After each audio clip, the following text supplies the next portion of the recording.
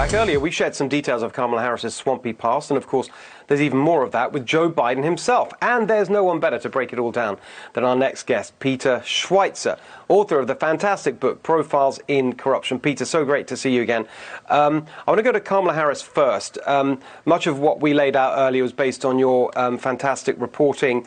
I just want to ask you whether I'm overstating it. I mean, it seems to me, especially the comparison with Amy Klobuchar. Amy Klobuchar, district attorney in Minneapolis, had a problem that when the George Floyd situation arose, basically her past as a district attorney disqualified her almost overnight from being in the running to be vice president. And yet you've got this situation for which Kamala Harris has no explanation as far as I can tell.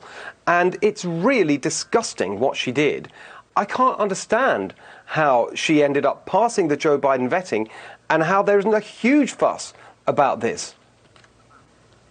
Well, I think you're exactly right. You're not overstating it. This has been an issue that's been bubbling forth in San Francisco since the early 2000s. There are plenty of people on the political left that have been critical of Kamala Harris for her handling of sexual abuse claims against Catholic priests.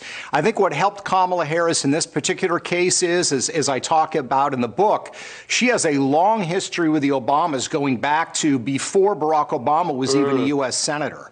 I think that certainly helped. I also think her ability to raise money was a factor. Joe Biden's not a great fundraiser. Kamala Harris is. Now, the problem is the way in which she raises money is often related to the manner in which she chose to prosecute or not prosecute cases, both in Sacramento and San Francisco. So it is deeply troubling. There is no easy explanation for it. Her claim that she would not release these records because she was protecting the victims are absolutely furious at that explanation. So she simply does not have a good explanation for this. One thing I'd just love to elaborate on, because it was so interesting. I caught you talking about this somewhere else this week. You mentioned the Gettys in San Francisco. That's a very powerful political family. Just talk about that and how that's connected to all this. Yes. So the scandal involving abuse involving Catholic priests centered on some powerful institutions, including a private school called St. Ignatius Prep in San Francisco. Very powerful, elite Jesuit institution. Jerry Brown is an alma mater. Jerry Brown waxes eloquently about how great a school it was, how it formed him. He's still involved. It's also a school where very powerful families have sent their kids for generations, including the Getty family. In fact, members of the Getty family sit on the board of directors of St. Ignatius.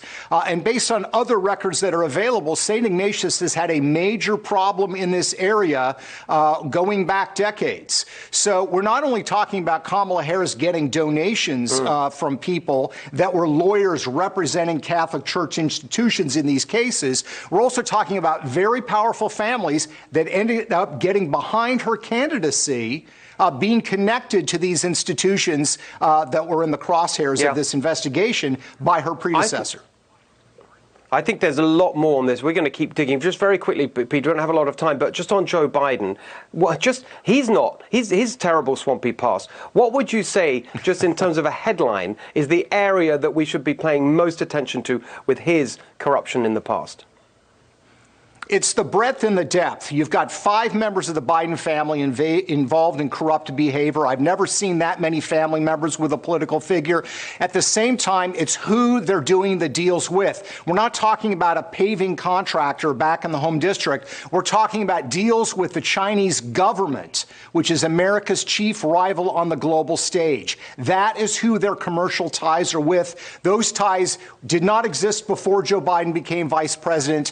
They became very profitable for the Biden family as a result of the fact that Joe Biden was steering China policy. That is unprecedented in my mind as well. Deep commercial ties with America's chief rival on the global stage, and now he's seeking the presidency.